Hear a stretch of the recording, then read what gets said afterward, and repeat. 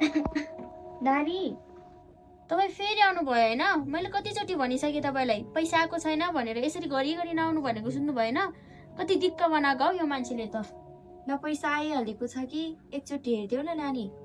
आएको छैन हौ, आएको छैन आमा। तपाईँले त मलाई पागल नै बनाएर छोड्नुहुन्छ कि के हो?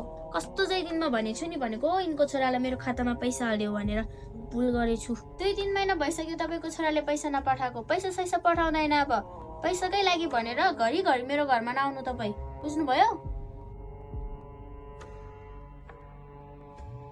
बुढी के भएर किन कराएर आएको तिमी? हेर्नु न भनेको पल्लो घरको आमाको छोराले मेरो खातामा पैसा पठाउनु हुने नि हो, त्यो पैसा आयो कि आएन भनेर दिक्क बनाइसक्यो भनेको।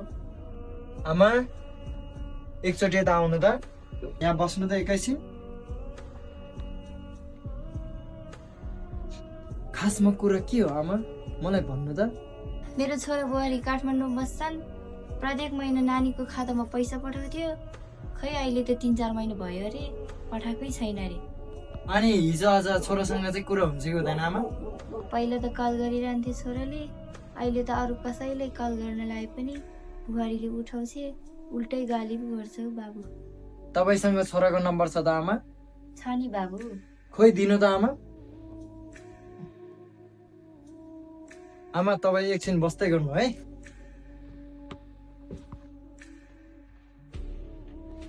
फेरि नयाँ नम्बरबाट कसले कल गरेछ?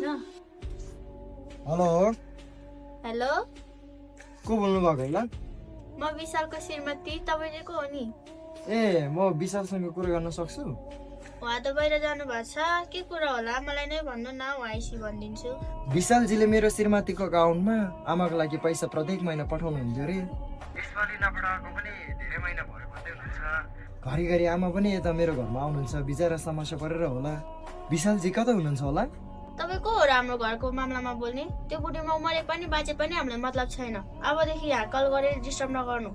झन् आफूलाई त खर्च नपुगे बेला। बुहारी हालको तार यस्तै छ, बिचरा न मेरो आमालाई पनि यस्तै परिरहेछ कि। आफूलाई आमाले केही भन्ने होइन, फेरि आफूसँग केही छैन दिउ भने बिचरा समस्या हुनु।